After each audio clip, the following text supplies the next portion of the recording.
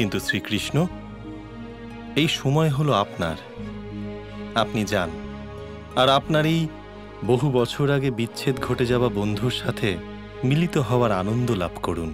ঠিক আছে, আমার পূর্ণ বিশ্বাস আছে যে দ্বারকাতে যেখানেই থাকবেন সুখে থাকবেন, কারণ আমাদের দ্বারকাতে তো দুঃখই নেই। কি বলেন? তা তো ঠিক।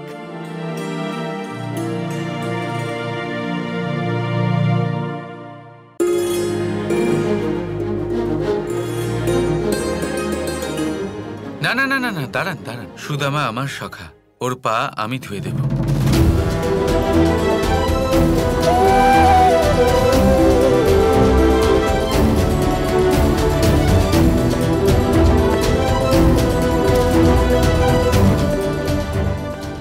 না বন্ধু, এরকম অনর্থ করো না তুমি। এটা আমার কাছে আনন্দের বিষয় সুদামা, আমার আনন্দ আমার কাছ থেকে কেড়ে নিও না।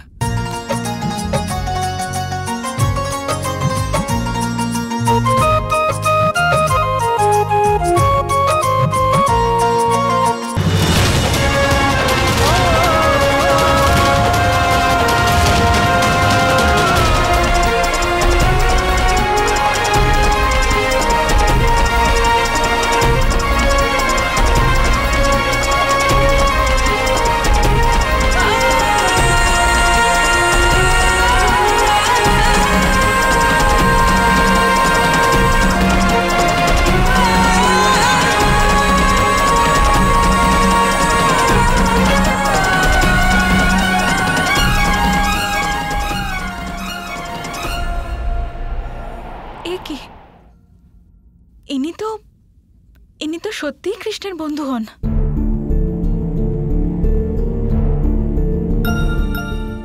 আমার খুব বড় ভুল হয়ে গেছে।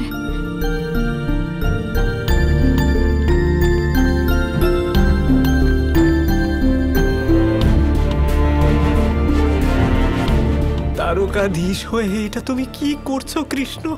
তোমার জন্য তোমার সখাই থাকবো সুদামা।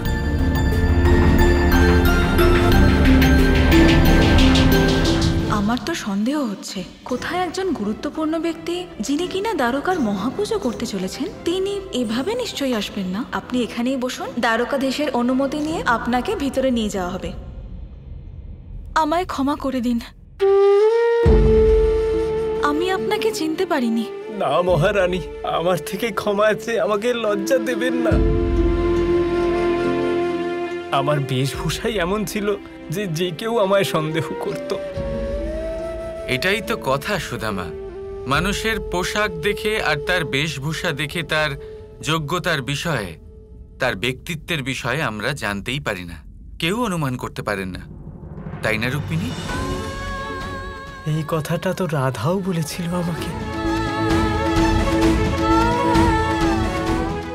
রাধা দেবী বলেছেন বন্ধুকে বেশভূষা দেখে পরখ করা উচিত নয়।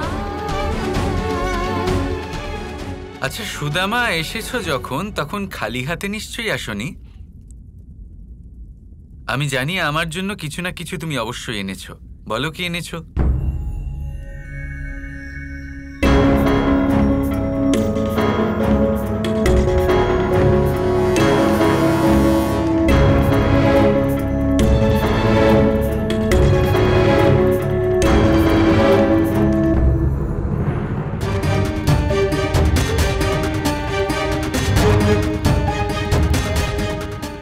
আমি এনে দিচ্ছি পুটুলি।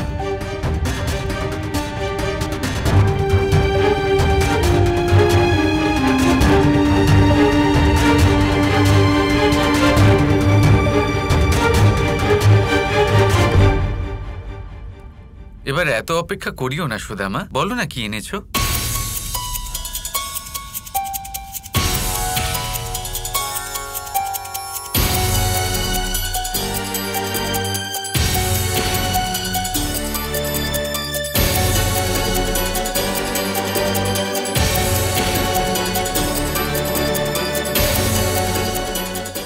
তো ছোট একটা উপহার আমি দ্বারকাধীশ কৃষ্ণকে কিভাবে দিই?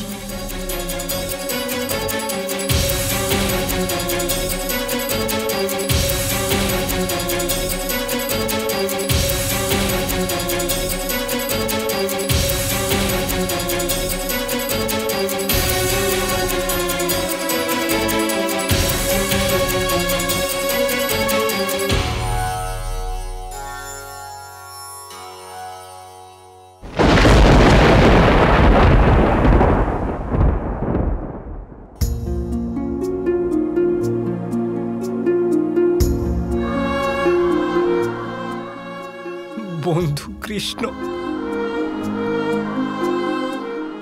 আমার কাছে কোনো কাজ নেই বন্ধু, গৃহে শুধু এক মুঠো চাল রয়ে গিয়েছিল, তাই সেটাই নিয়ে এলাম বন্ধু তোমার জন্য।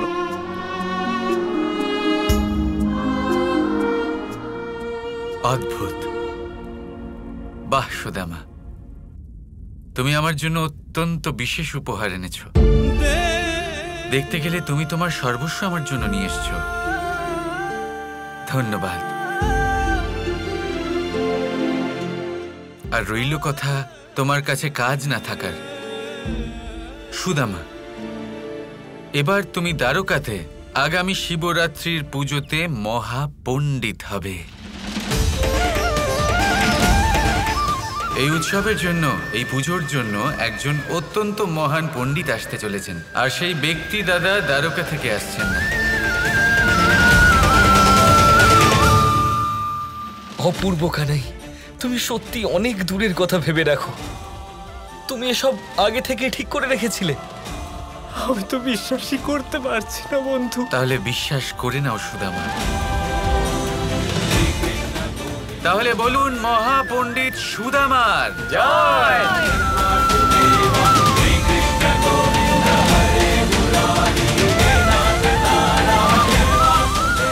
দাও বন্ধু, এই পুটলিটা আমাকে ফিরিয়ে দাও। এবার শুধু চাল নয়, আরো অনেক কিছু দিতে পারবো আমি তোমায়। না, তুমি এর তুলনা কোনো ধন বা অন্য কোনো কিছুর সাথেই করো না। এই এক মুঠো চাল, এটা আমার জন্য অমূল্য, এর কোনো তুলনাই হতে পারে না।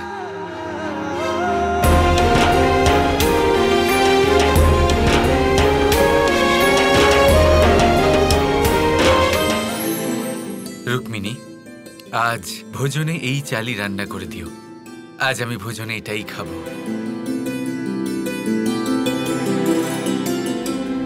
আর মহাপণ্ডিত সুদামা, আজ আমি আপনার জন্য 56 ভোগ রান্না করব।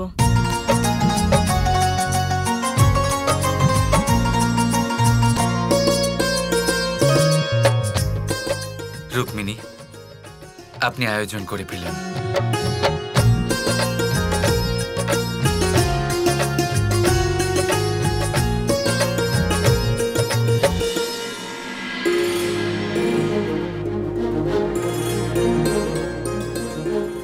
রুক্মিণী, তুমি এখানে এসো। হ্যাঁ, আসলে কৃষ্ণের বন্ধু মহাপণ্ডিত সুদামা এসেছেন, তো তাই ওনার জন্য রান্না করব। সুদামার সাথে তো আমি মুখ্য দ্বারেই দেখা করেছি, আর আমি 56 পদ বানানো আরম্ভও করে দিয়েছি, কারণ কৃষ্ণ নিজের সখাকে কম খেতেই দেবে না। কিন্তু সুদামা মহাপণ্ডিত কবে হলো? কৃষ্ণ ওনাকে মহাশিবরাত্রি পুজোর জন্যই মহাপণ্ডিত করেছেন। আরে বাহ, কৃষ্ণ এটা তো খুব ভালো কাজ করেছে।